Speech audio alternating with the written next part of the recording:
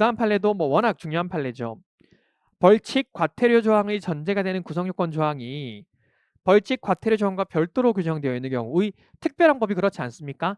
사실은 형법 빼고는 모든 법들이 다 특별한 법이잖아요. 그래서 형법 빼고는 모든 법들은요 구성요건과 벌칙 조항이 구분되어 있습니다. 형법만 사람을 살인한 자는 징역 몇 년에 처한다 이런 구성요건 조항과 벌칙 조항이 묶어 있는 것이고, 그 외의 개별법들에는 언제나 누구든지 음주운전을 해서는 안 된다, 위 10조를 위반한 사람은 징역 몇 년에 처한다, 이런 식으로 구성요건과 벌칙 조항이 나누어져 있어요. 그러면은 그때는요 여러분, 누구든지 음주운전을 해서는 안 된다라고 하는 게 여러분들의 음주운전을 금지하고 있는 것이지, 이 10조를 위반한 사람은 징역 몇 년에 처한다라는 벌칙 조항은, 10조를 위반한 사람은 징역 몇 년에 처한다라고 하는 벌칙 조항은 여러분들의 음주운전 자체를 금지하고 있는 내용을 담고 있지 않단 말이에요.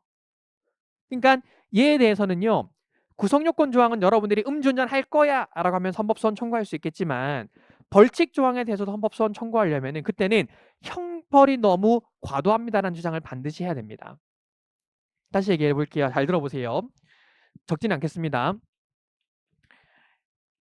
10조 1항에 누구든지 의료 광고를 해서는 안 된다라고 하고 있어요. 10조 1항에 누구든지 의료 광고를 해서는 안 된다라고 하고 있습니다.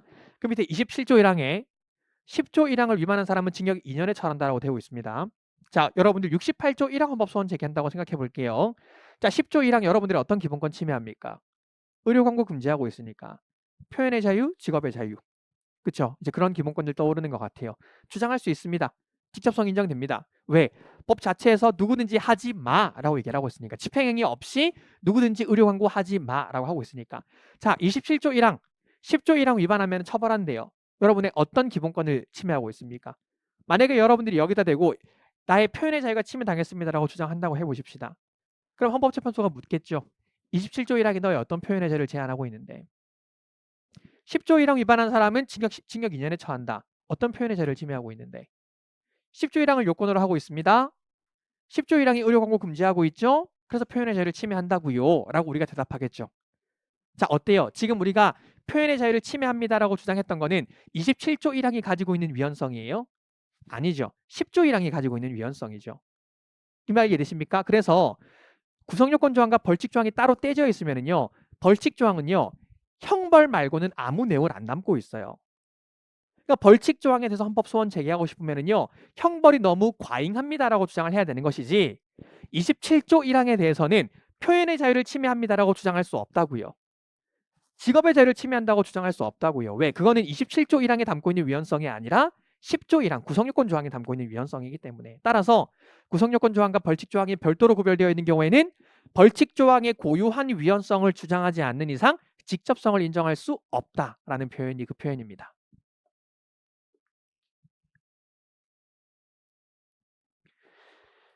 다음. 자, 민식이법을 한번 생각을 해볼게요, 여러분. 누구든지 10조 1항에 누구든지 어린이 보호구역에서는 30km 이하, 그 다음에 안전 주의 의무를 다해야 된다라고 되어 있습니다. 이 법이 시행이 됐습니다. 자, 이 법이 시행이 되면 여러분들은 시행과 동시에 90일 안에 헌법소원 제기할 수 있죠. 맞습니까? 왜 제기할 수 있어요? 여러분들한테 집행행위 매개하지 않고 직접 권리 제한 의무 부과하고 있으니까. 근데 밑에 27조 1항 보면은요, 이 10조 1항 위반하면 처벌한다고는 하고 있어요. 자, 그러면은 처벌 조항 있다고 해서 여러분들이 헌법소원 청구할 수 없습니까? 여러분들이 무조건 처벌받고 청구해야 돼요? 그건 아니라고요.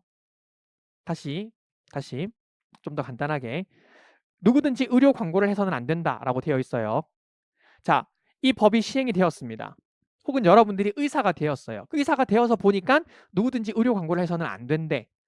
그러면 이 법 자체에 의해서 기본권이 제한당하고 있잖아요. 그럼 당연히 곧바로 헌법소원 제기할 수 있겠죠. 맞습니까? 자, 그래서 여러분들이 법을 위반하기 전에는 그 법 자체에서 금지하고 뭔가 권리가 제한되고 있으면은 바로 헌법소원 제기할 수 있어요. 물론 청구 기간을 준수해야 되겠지. 근데 누구든지 의료 광고를 해서는 안 된다라고 되어 있는데 90일 지났어요. 근데 여러분 더 이상 다툴 수가 없죠.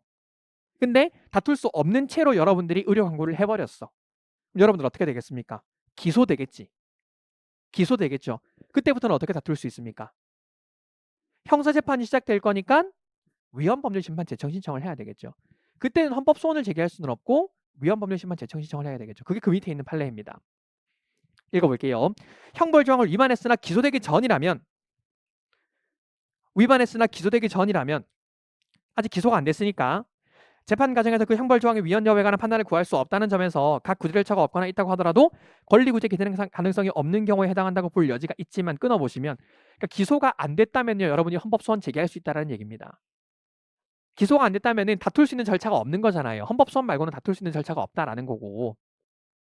근데 형벌조항을 위반해서 기소가 된 이후에는 뭐 할 수 있으니까 위헌법률심판 제청 신청할 수 있으니까 뭐는 제기할 수 없다? 헌법소원은 제기할 수가 없다라는 내용입니다. 다음 직접성 요건은 집행행위가 있고 없고의 문제이기 때문에 사후에 치유될 수 없습니다. 자, 근데 그 밑에 이 친구는 이제 굉장히 안타깝죠. 사법시험에서 행정법의 1문과 2문의 답안지를 바꾸어 기재했습니다.